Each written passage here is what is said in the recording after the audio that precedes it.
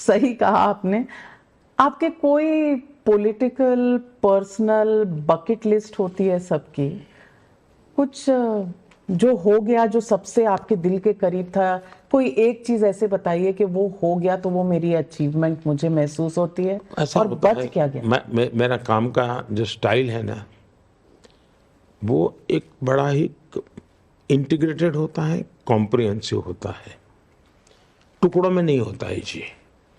लेकिन मैं जब उसको बाहर लाता हूं तो वो प्रोग्रेसिव अनफोल्डमेंट होता है। जैसे मैं कहूँगा चलो भाई सबके बैंक अकाउंट खोलो।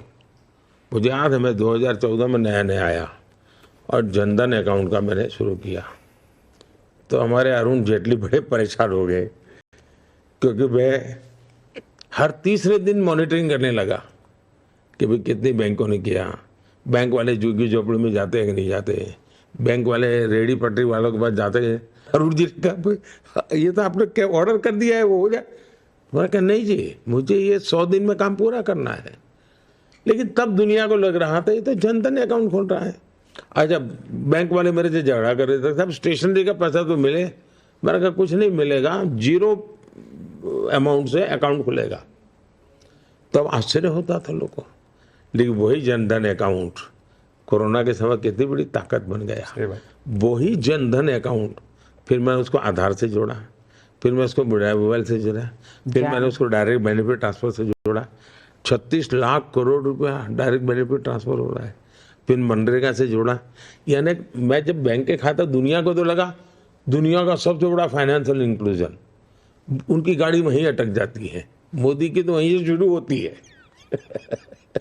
और बाहर के जितने देश से लोग आए उन्होंने वो डिजिटल तो वो भी देखा। तो जब एक काम करता हूँ लगता है ये करते हैं, लेकिन समझ लीजिए मैं एक करता हूँ तो वो नहीं कर रहा हूँ, वो जाकर के कहीं और पूछेगा।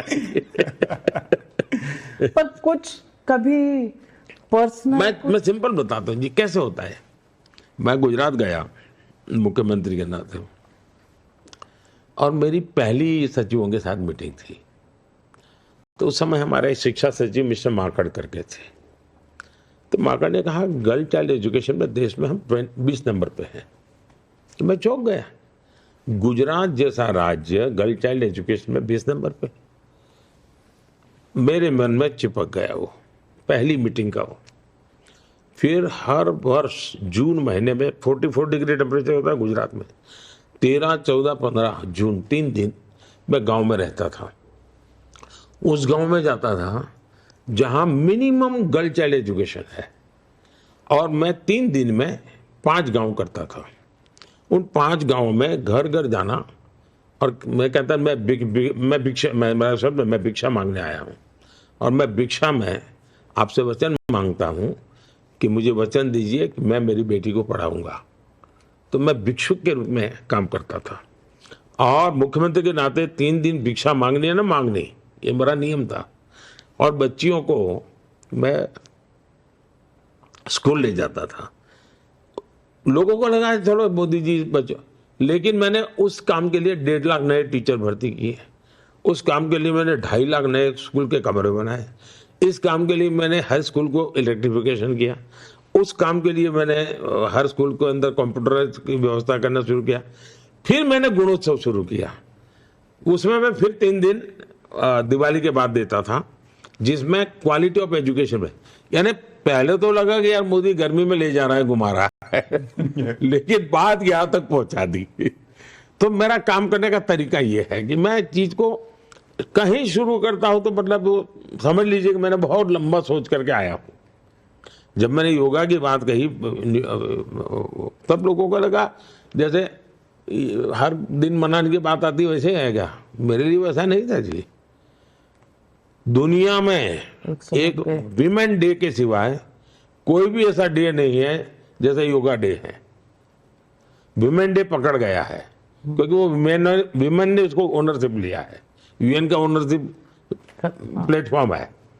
योगा दुनिया ने खुद ने ओनरशिप ले ली है। तो अब योगा के साथ मैं आयुर्वेद ले आया, आयुर्वेद के साथ भारत की परंपराएं ले आया, उसके साथ मैंने कोविड में ऑल्टरनेट मेडिसिन ले आया, मैंने ब्रिक्स में अल्टरनेट मेडिसिन का सब्जेक्ट रखा, मैंने G20 में ट्रेडिशनल मेडिसिन का सब्जेक्ट रखा। यानी आप देखिए चीज मैं छोड़ता नहीं हूँ। आपके जो विरोधी हैं वो इसीलिए घबराते भी हैं कि अभी ये दिख रहा है इन्होंने आगे क्या सोच रखा होगा। और विरोधी ये भी सोचते हैं कि इतना कॉन्फिडेंस कि 4 जून को यही रिजल्ट आएगा, जरूर ईवीएम में कोई चिप डाला, मोदी चिप। ऐसा है, आप कुछ भी कहिए वो उसका अर्थ यही निकालते हैं। उनको इतने डरे हुए हैं ना जी। कुछ लोग होते हैं ना जो दीवार पर उनको थोड़ा सा वो दिखता है, किसी को उसमें भी भूत दिखता है। अरे दीवार पे ऐसे ही कलर में थोड़ा वो बनाने वाला बेचारा, उसको रात में वो ही देखता है, सो नहीं पाता है वो।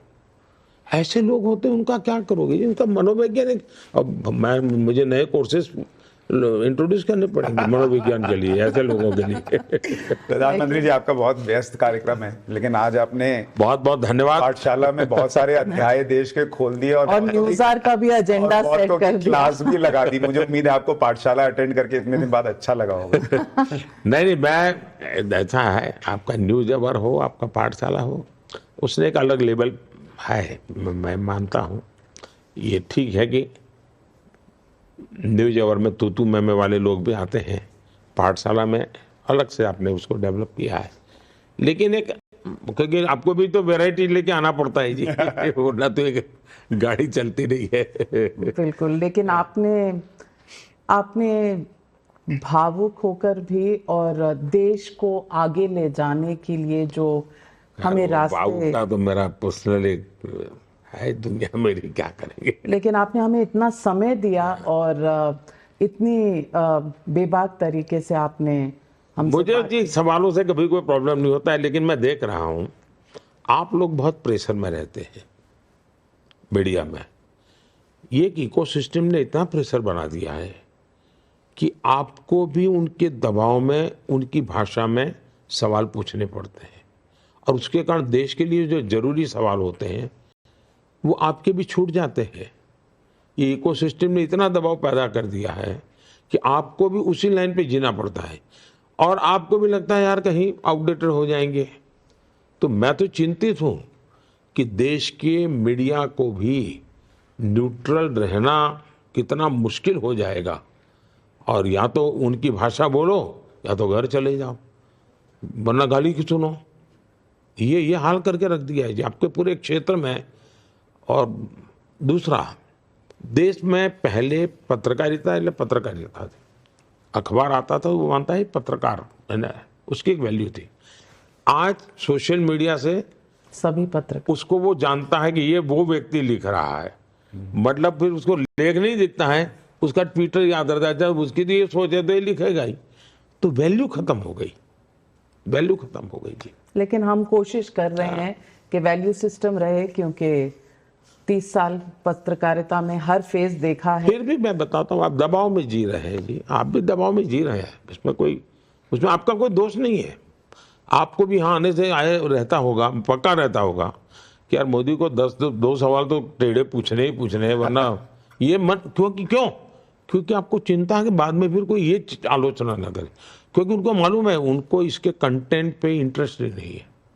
उनको इसी में इंटरेस्ट है कि मोदी को आपने फंसाया कि नहीं फंसाया, इसी में इंटरेस्ट है। अगर फंसाया तो इंटरव्यू अच्छा, नहीं फंसाया तो फ्रेंडली मैच थी।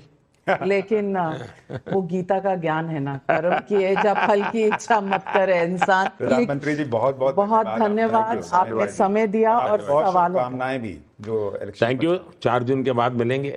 बिल्कुल, इंतजार रहेगा। 2007 में भी आपने चुनाव के बाद मुझे दिया था, तो दिया था आपको। बिल्कुल। Thank you. Thank you. नमस्कार। Thank you. नमस्कार।